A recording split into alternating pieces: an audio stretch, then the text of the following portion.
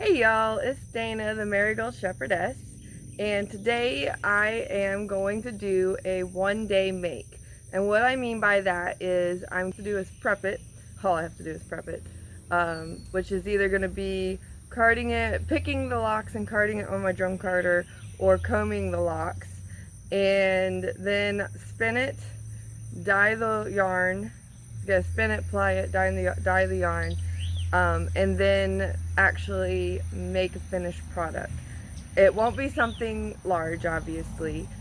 It's not going to be like a blanket or a sweater or even a scarf, because most scarves require more time than I'll have to be able to do this.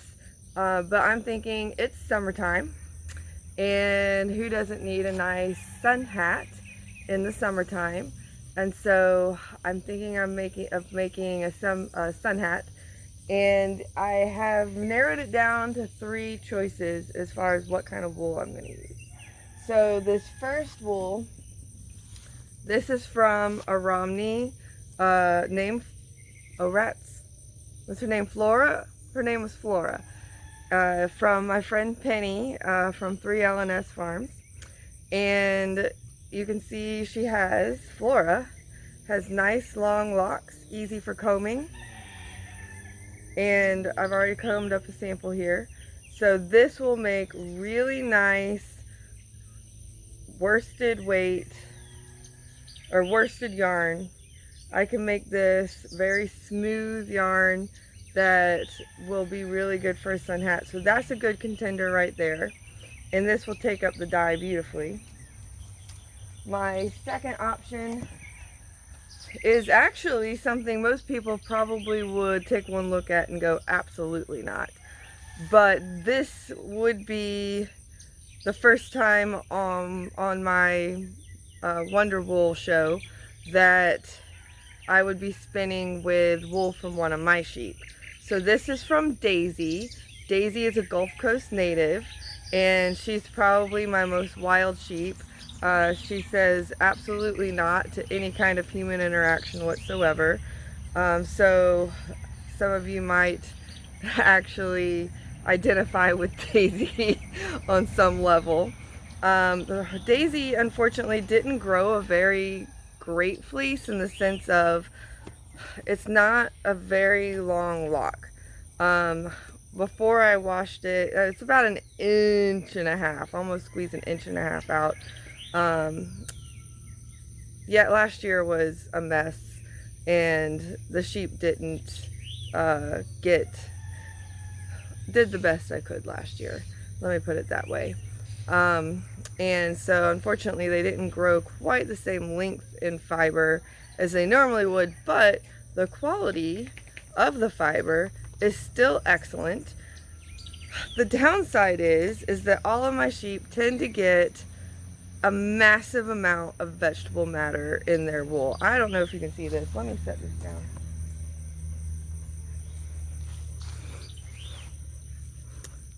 Can you see how much vegetable matter is in there? That's pretty par for the course. And this fleece has actually been tumbled in a wool tumbler to try and get as much of the vegetation out as possible. And there's still a good bit left. So with this fleece, it would be pretty obvious. I would open up the locks like so. I would put it through my drum carder, and I would have to spin it pretty tight in order to keep the short. It would have to be tight and fairly thin yarn, which I was going to spin fairly thin yarn anyways, to keep it from unraveling, because the locks are so short. So you may be asking, why is this even a contender? Well, actually, I want to show people that you can do some pretty remarkable things with wool like this. There's nothing wrong with this wool other than the fact that it's full of veg.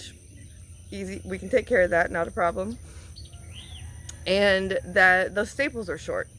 You can still make something beautiful out of wool like this. So this is not a throw out. This fleece wasn't horribly matted.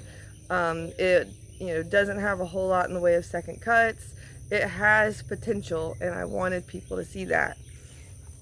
Well, that brings us to the third option, and that is this just absolutely gorgeous Lincoln long wool. I purchased this Lincoln long wool probably about 3 years ago before I finally decided to start doing something with it. And so this long wool was absolutely disgusting. There was so much grease and mud in this fleece. I can't believe that it looks like this now. So I washed it with my cold wash, had excellent results with that. So then I dyed it, and I have 2 different tones of turquoise in here. So the fun thing with this, it's already dyed, so I don't have to do that part. It's a good, nice, slick wool. It's not gonna, I can, even carding it up and spinning, I can still spin it somewhat worsted. So I can spin a worsted type yarn from a carded bat. And so I could skip the dyeing part for this. I could just go ahead and go straight into crocheting the hat. So these are my 3 choices. Which of these 3 should I use to make my hat today? And as nice as both these, especially being long wools, would be, I think I'm gonna go with Daisy. I really want people to see what we can do with these very rare landrace breeds. I mean, this is considered a feral sheep, and they have absolutely lovely wool. Even in this condition, there's a lot I can do with this. So I think you're going to be very pleasantly surprised to see how this is turned into yarn and then a finished product, and it's going to look great, I promise. Let's get started. So we're inside today. It is way too hot to be working outside, but that's okay because I've got my my lap cloth to catch all the vegetable matter that comes out of the wool as I'm picking it. I've got my little Australian Shepherd here, Raya. I've got Marauding Maud right here. And just off camera, where you can just kind of see her, is Mona Lisa, the problem child. Alright, so picking the wool is just picking the locks apart like that. That's all I'm doing, is picking the locks apart like that. And what this does is it opens up the locks so it's easier for them to be carded. They can be carded on hand carders, or they can be carded on a drum carder. I don't have a pair of hand carders because everything you can do with either a pair of hand carders or with a blending board, you can do on a drum carder. And I just went ahead and I got a really nice drum carder so that I could use that for pretty much everything. The other thing you're doing is you're picking out any second cuts. So like those are too short. I could include those in there. But they would create neps, and I don't want any neps. Neps are actually not evil, like some people would like you to think, because they can create some interesting textures in your yarn. And if you want some textured yarn, then you can even purposely introduce some shorter fibers into your fiber base in order to get those neps and get some interesting textures. But since that's not what we're going for today, I am taking those out. And so they're just going to the side. The rest of these are getting opened up. And once I've got a little pile, I do set it to the side. I don't want to be opening up locks on top of fiber that I've already worked on, because I don't want all that vegetable matter that's in there falling onto the stuff that I just picked. So this is going to take a while. There's nothing fast about this. You got to be pretty thorough. The better picked the locks are before you put them through the drum carder, the quicker the fibers will blend and you'll get the bat that you want. So I am going to continue with this for a while until I get a nice pile of fiber that we can put on the drum carder, and then we'll do the drum carder next.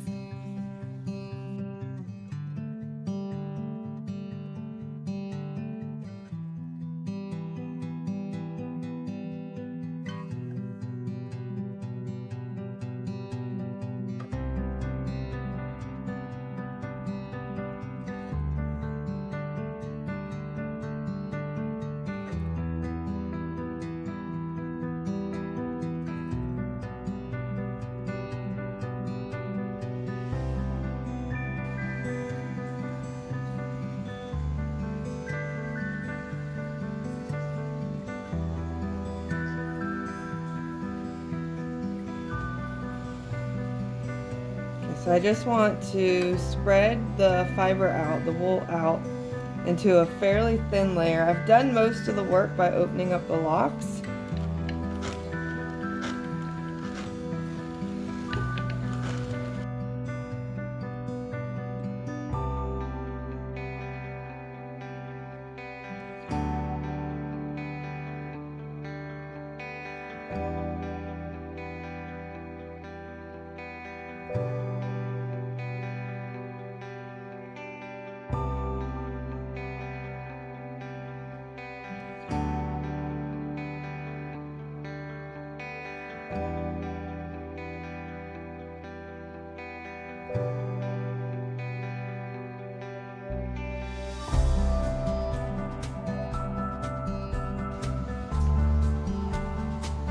Alright, so I went ahead and took that bat and I drafted into roving.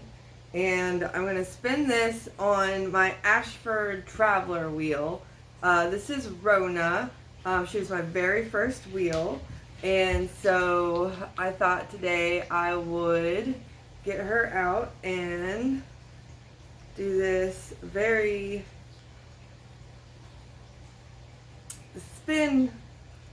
spinning this, because it has such a short staple length, is not going to be as easy as some spinning wool that has even a 2-inch staple length.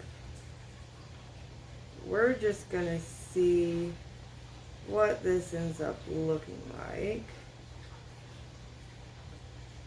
And there's still a lot of veg in this wool.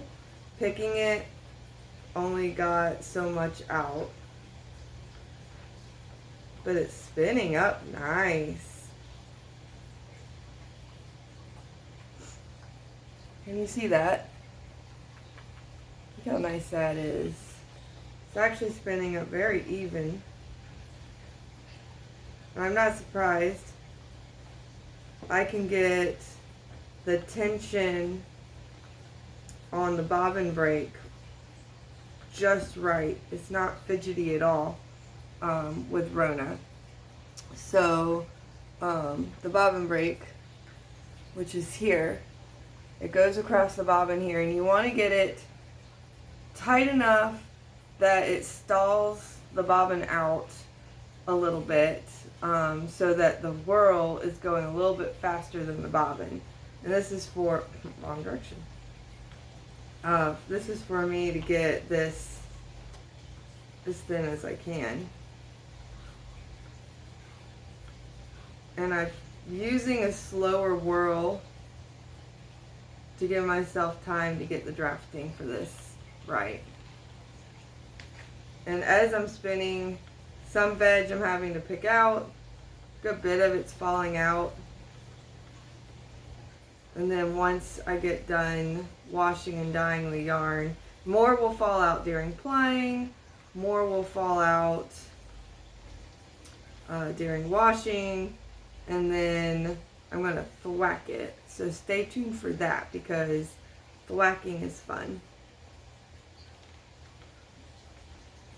And until this is all gone, just going to sit here and spin away.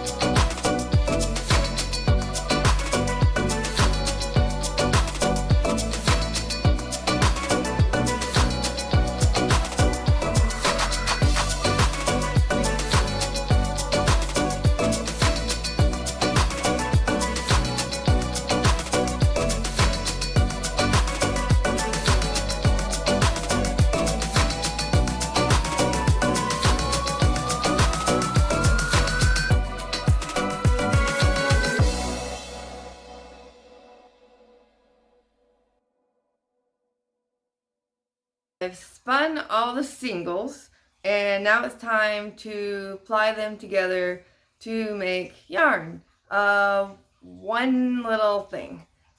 I already plied it. So this is 2-ply, and it's essentially ready to go, except I don't want 2-ply.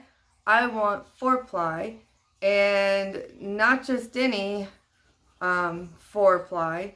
I want this to be cable plied. And what that means is that I'm gonna, so this is a center pull, this is a center pull ball, but I can pull this from the center, I can pull this from the side, and what I'll do is I will ply these 2 strands together, and it will create this cable look to it. You okay there, Maud? Alright. So we are going to get started with plying. When I spun the singles, the whirlwind, I went in this direction, which is clockwise. I think it looks the same on there, I'm not sure. And then when I plied them together, I went this way, counterclockwise. And now I'm going to go clockwise again to ply these 2 together. And you essentially want them to, the separate strands to lock in place. Hopefully I'll be able to show you what that looks like here in a minute.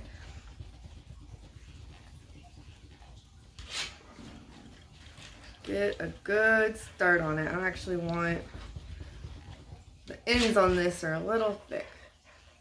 There we go.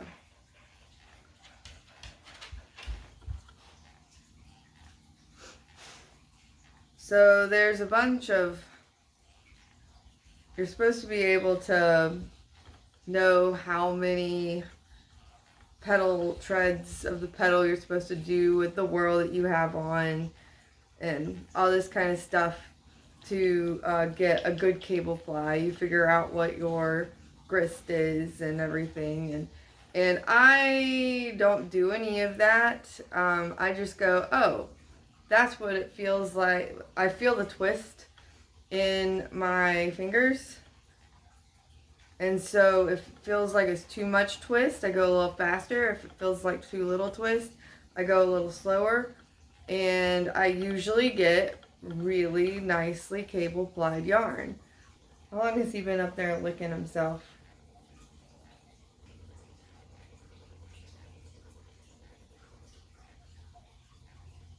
And the end.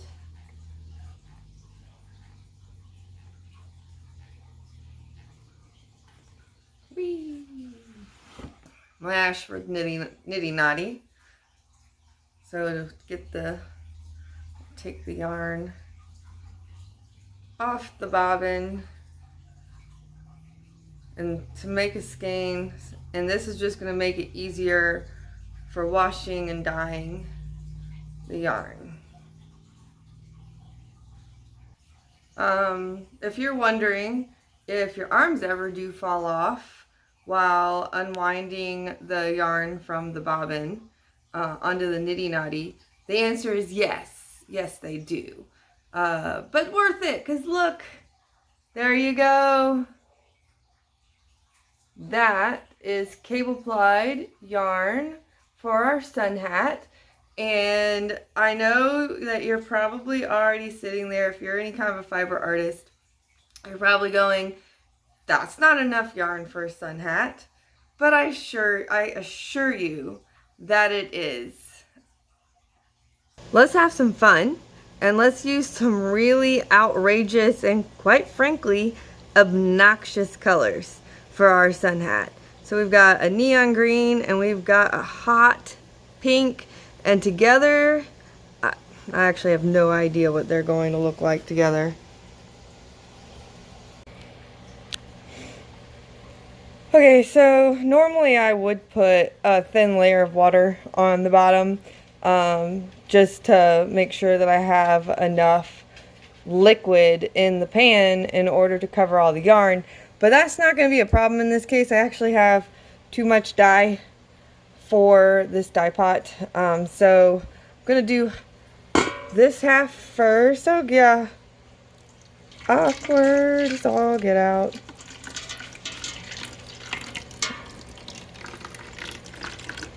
Not even sure I can use all of it. Look, it's spreading to the other side. So this ought to be really interesting. Now this side.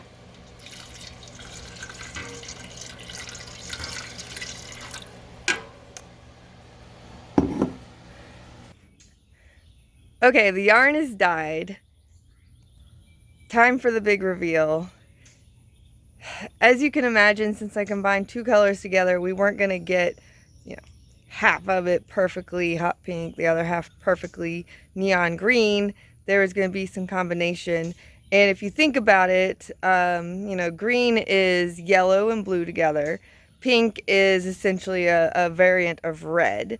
And so if you combine all three primary colors together, as you learn in primary school, you get brown. So you would think then that it's going to be pink, green, and brown. But guess what? It kind of is. The green is more of an army green in places. The pink isn't really hot pink. So it is interesting. I don't know if it's the prettiest thing I've ever dyed, but that's okay. Still can work with this. So let's do some thwacking.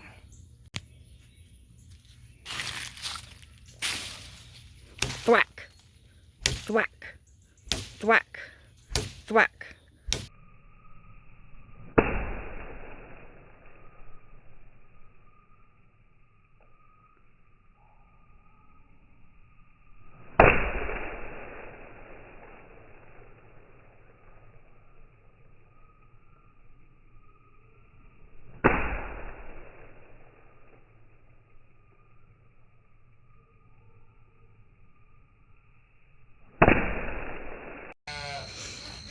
I'm going to go let the sheep out for their evening graze on the front pasture.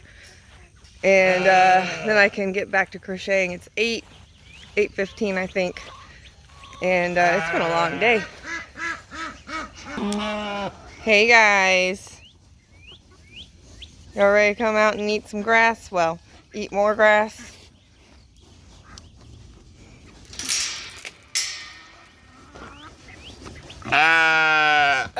Let me open the gate. Come on, Rubus.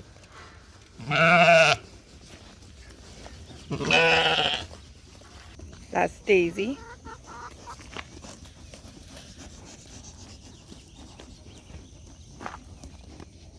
Hi, Daisy. Bye.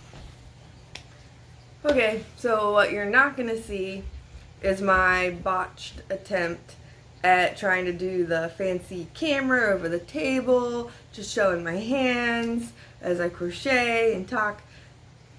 I need a better setup, obviously. So what you're going to do instead is see me crochet curled up on the couch, like so. And I don't know how well you're going to be able to see what I'm doing, but I'll talk you through it. So step one, magic circle. Whee! Bring the loop of your yarn through the magic circle. Chain. Got a little excited. Try that again. There we go. Chain one. That's your start. Now I'm going to do 10 single crochets in my magic circle. So 9. Okay. Draw your magic circle closed. And then sort out all your singles because they have a tendency to go all over the place. Oh, Mona. Oh, she wants to sit in my lap. There we go. Mona is never told no unless you want scratchies. As in claws scratching your leg or arm or such. Okay. So that's my 10. Look how tiny that is. It's my little start to that. 10 single crochet. And now I'm going to go around again, and I'm not going to do the whole slip stitch, chain 1, continue, chain 2, continue. I'm just going to do continuous all the way around. Alright, so you're going to go into, sorry you guys can't really see this that well. You're going to go into that first single crochet, and then you're going to put 2 single crochets in that one, and then you're going to do 2 single crochets in all of them until you come around again. Seams. Okay, so that's my second row. So on my third row, I'm going to skip 3 and then put 2 in every fourth one. So it's going to go 1, 2, 3, and then 2 into the fourth one. 1, 2. And repeat that pattern all the way around. 1, 2, 3, and there's my first stitch, 2 and number 4, and then 1 into the stitch that's right before you start your third round. So that's I'm sorry, fourth round. Alright, so just so you can see where I'm at, that's 3 rounds. I will say it's looking like one of those swirly lollipops. It does look like that. Alright, so now we're going to do 2 more rows where we're going to do a little bit of widening still. Let's see. Go. If I remember correctly, it's every 6 one. 1, 2, 3. If I have to, I'll go over and I'll look at the one I did last night again and just check and make sure. So that's the 6th one, so I put 2 in there. Get it over there. Okay. So we are, one more. We're about to start row 1, 2, 3, 4, 5. About to start row 6, and at this point, we're just going to do a couple of rows with no increases whatsoever.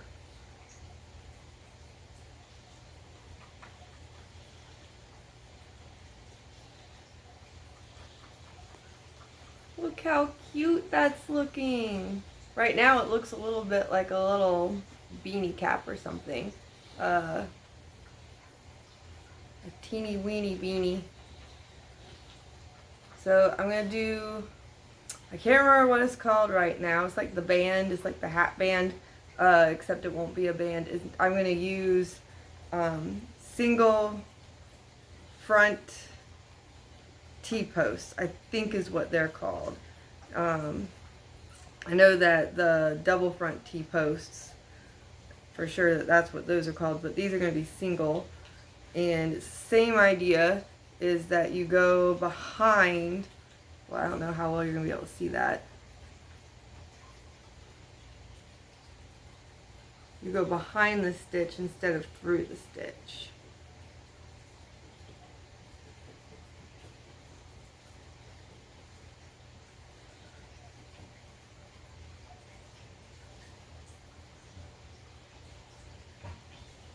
Yeah, that's the first one. Okay. There we go. Now that just made it even cuter, if that was possible. This little magic ring is doing weird things. There we go. Look at that.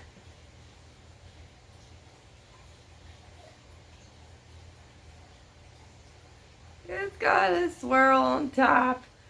Alright, so now we're going to do the brim. And the first thing we need to do is we got to make the slot for the ears. And last night I already pre-measured on Mona Lisa, and it was 9 single crochet.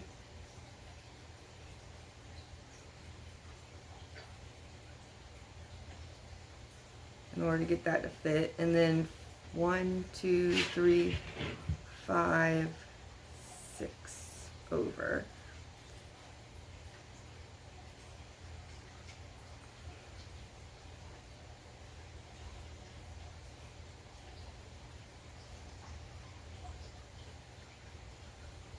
Okay. So now I have to make sure I do the same on the other side. And I don't think I have my stitches the same on this one as I did on the other one. So I'm just going to do this real quick.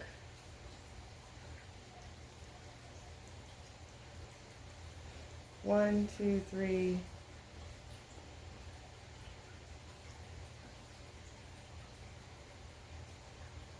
I put that one. 1, 2, 3. So that lines up there. So it's going to be 1, 2, 3, 4, 5, 6, 7, 8, 9. So I need to do 9 single crochets. I forgot, I'm doing the brim now. Because I'm doing the brim, it needs to flare out. So I actually need to be doing 2 in each stitch.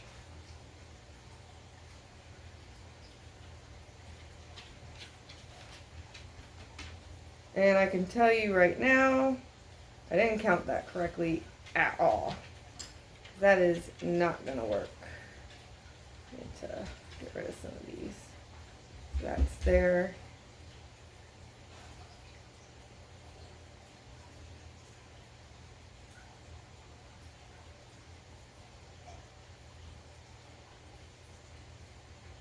Okay, so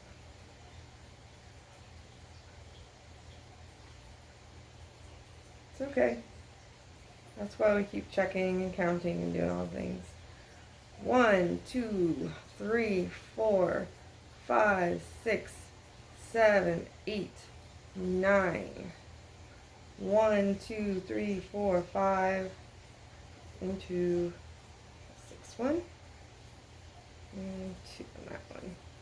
Alright, before I go any further, let's just check and make sure I actually got that right. Or did. Okay. Okay. So now we're going to put our stitches along the ear holes, and that's actually going to stretch them out a little bit. So we did 9 single crochet, and I'm not going to crochet into each of those individual stitches. I'm just going to crochet along the thing, because I'm going to put 13 single crochets along that chain. So 1, 2, 3, 10, 11, I think it was 12. Because now that I'm actually doing it, I seem to remember leaving those out. You know, even though these colors didn't come out exactly as I had planned, it looks so much like strawberry and lime sherbet, bless you, that I'm not unhappy with it. I actually really like how it came out. Okay, so because this is the rim, we have to make sure that it continues to flare out. But instead of doing every 2 in every one in every stitch, we're going to do 2 in every 3. So 1, 2, 3. 1, 2, 3.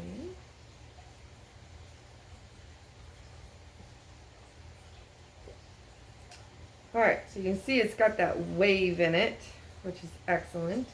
So what we're going to do in our final round is that we are going to actually do double crochet all the way around. And because this has so much wave in it, we don't need to do too much in the way of increases. So last night the one I did every seventh, was it sixth or seventh? Great. I think it was every six, and I got this perfect like little wave. So I'm going to actually take that last one out. I'm going to slip stitch into the stitch that comes right before the ear band. And then I'm going to chain one, and then I'm going to start my double crochet into the next open stitch. So 1, 2, 3, 4, 5, and then in the sixth one I'm going to put 2.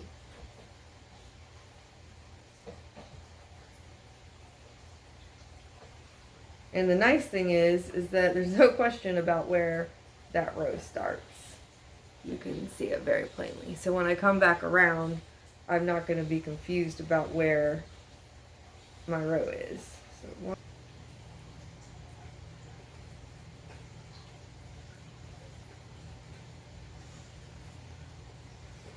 Okay.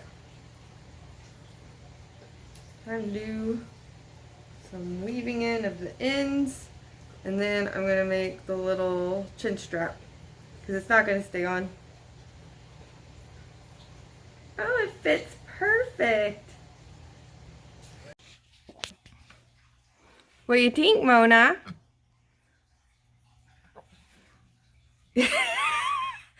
Ungrateful.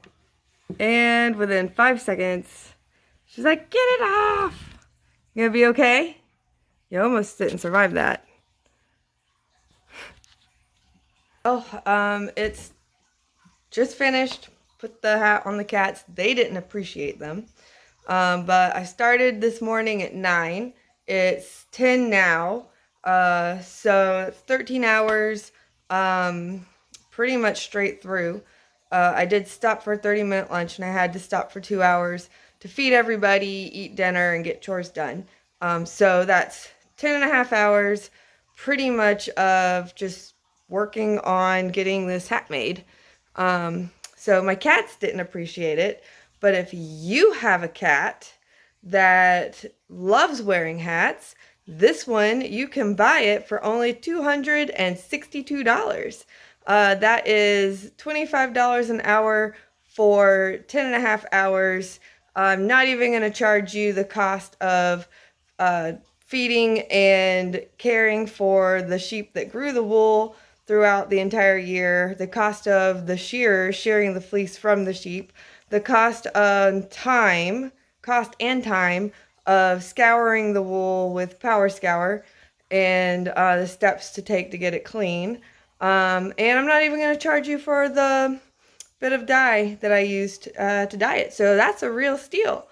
So if you have a friend who gifts you anything that they have knitted, crocheted, even if they went to the store and bought yarn and then sat down, knitted, crocheted, wove it for you, they're a really good friend, and you should take really good care of them. All right, well, you guys, thanks for sticking with me on this. Today was a really long day. I've done these like I said, I've done these one-day projects before, and I love doing them. But they take all day long, and a lot of times you get done, and this is all you have, because I started from scratch, and when you start from scratch, it's a lot of work to get to here. So thanks, you guys. Itchy cat. Dumb itchy cat. Oh, nice. All right, well, on that note, bye.